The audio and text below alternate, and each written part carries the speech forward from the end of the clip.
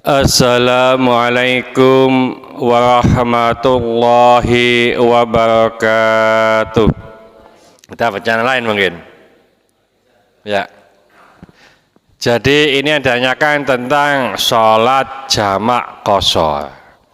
Sholat jamak qashar itu ada syaratnya. Syaratnya adalah safar atau bepergian sejauh 2 hamalah. Kalau di sini dihitung sekitar 80 atau 84 km, umpamanya 80 km. Orang yang bepergian sejauh 80 km dan niatnya tidak niat maksiat, itu diperbolehkan mengqashar, diperbolehkan menjamak sholat.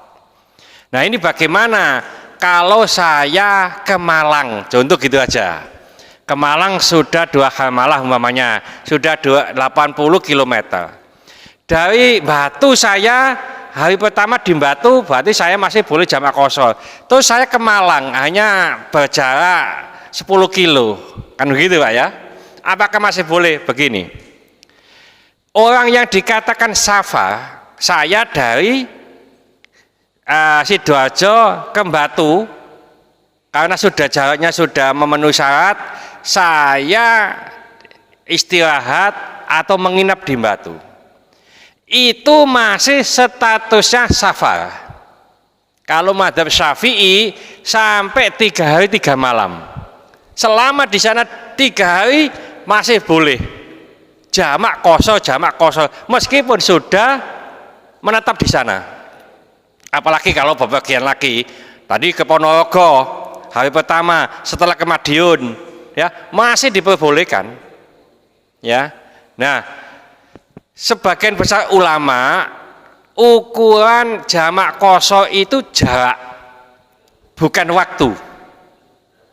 Saya ke Jakarta naik pesawat berapa jam, Mbak? 1 jam. Ini sebagian besar ulama masih diperkenankan jamak qashar. Oh, 1 jam nah kok jamak qashar? Jarak. Saya ke Gresik, ini kan nggak sampai Pak ya, belum boleh. Tapi waktu itu saya ke Gresik itu ambek ngesot,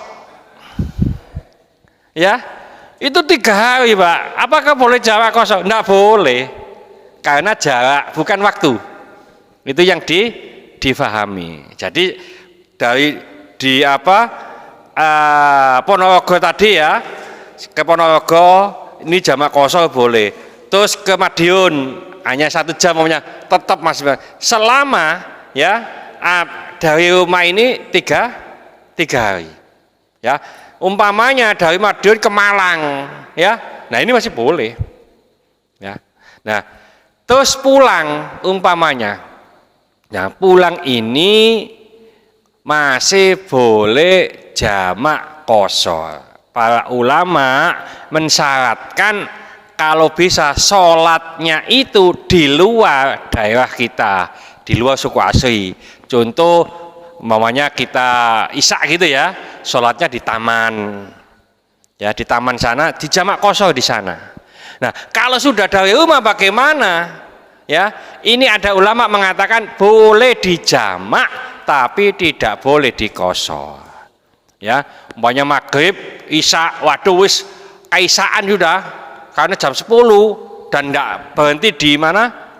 Di tengah jalan ya, sampai rumah, ini masih boleh dijamak tapi tidak boleh diqashar. Isyanya tetap 4.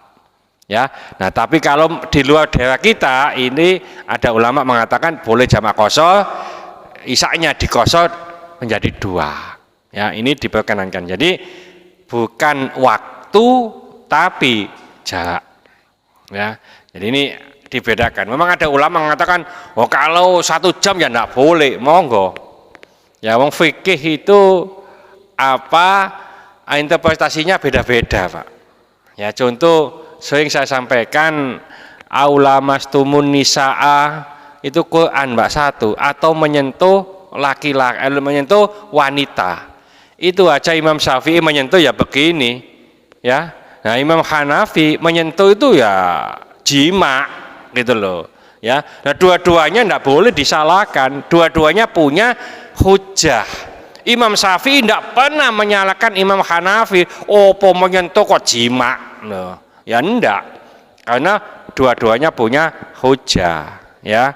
Jadi yang sering saya sampaikan hujahnya salah satunya saat Rasulullah Sallallahu Alaihi Wasallam sholat, karena sempit sholat malam itu, waktu sujud kakinya Sayyidatina Aisyah itu di depan Rasulullah.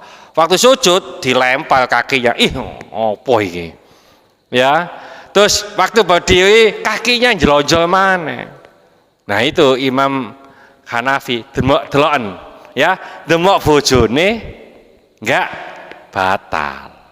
Ya, itu makanya bukan menyentuh tapi jima. Nah, Imam Syafi'i juga punya hujah. Lo wong Arab iku nek turu gak bebi dolan. Bukut sing kecekel iki kaine.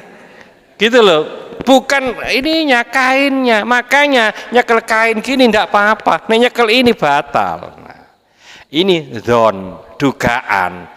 Apakah hadis mengatakan sing kecekel itu kainnya atau kulitnya? Tidak ada. Jadi sama-sama interpretasi, gitu loh.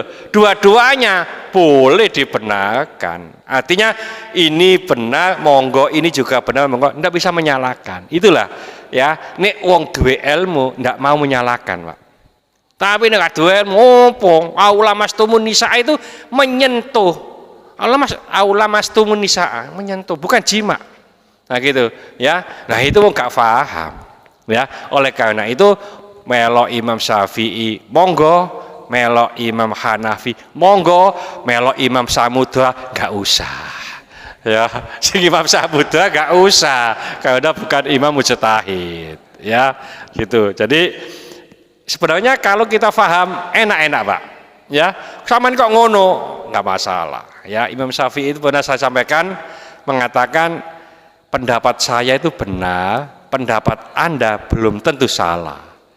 Pendapat Anda benar, pendapat saya belum tentu salah.